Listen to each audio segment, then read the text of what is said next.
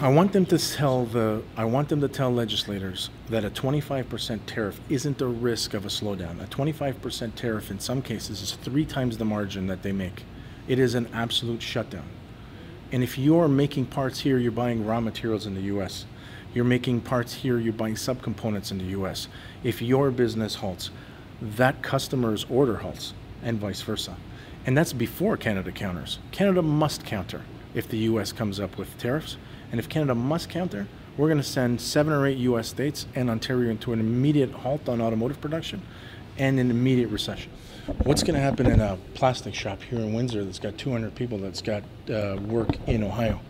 Well, you need to get into that shop, and these people need to invite you into that shop, because the impact there is exactly the mirror impact that's going to happen in Ohio. And if you can tell the story, if they can tell their stories to you and you can publish their stories, they're going to read those stories on the other side. And what we will do, I think, is activate real congressional influencers. I think the dam is starting to break a little bit here on Section 232. And we just go back to having an NAFTA discussion. And the dam is starting to break because the U.S. auto industry is starting to speak up. Now's not the time to say, well, they're speaking up and we're going to calm down. Linda Hassenfratz, CEO of Linamar, published an op-ed piece in the Globe and Mail yesterday, or maybe it was today. It is right to the point. She says, here's the impact. This is madness. It's going to be felt in all 3 of the NAFTA countries, but specifically talking about Canada, US. And she noted, maybe I shouldn't speak about this. Maybe the criticism is everybody's worried about it getting picked on by the bully. But she said, you know what? I'm a responsible businesswoman.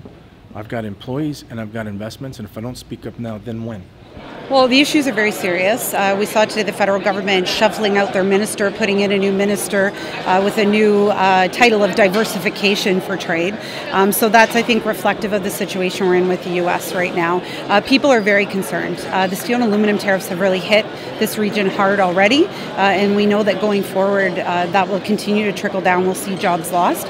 But these impending auto talks that are going to be happening, the hearing that's happening, has people very nervous in our region, and I think that's what you see reflected today. A lot of people coming together and looking for some information on where we're currently at, but also where we can be going and what we should be pursuing to ensure the stability and the long-term success of our sector. Well, at this point, I'm looking to, again, let the government know exactly how we're being impacted, and that is about individual stories. That's about people whose jobs are impacted or the threat is there with this auto potential decision, but also, how they can be helping them right now. The package that they've rolled out is $2 billion. That sounds significant, but it's a drop in the bucket when we talk about spreading it across the country, and we have a great need for it in our region. So my office is in contact with the minister's office on a near daily basis at this point, trying to find answers to questions that are quite specific, but also asking about what the plan is going forward, and trying to be a part of that solution right now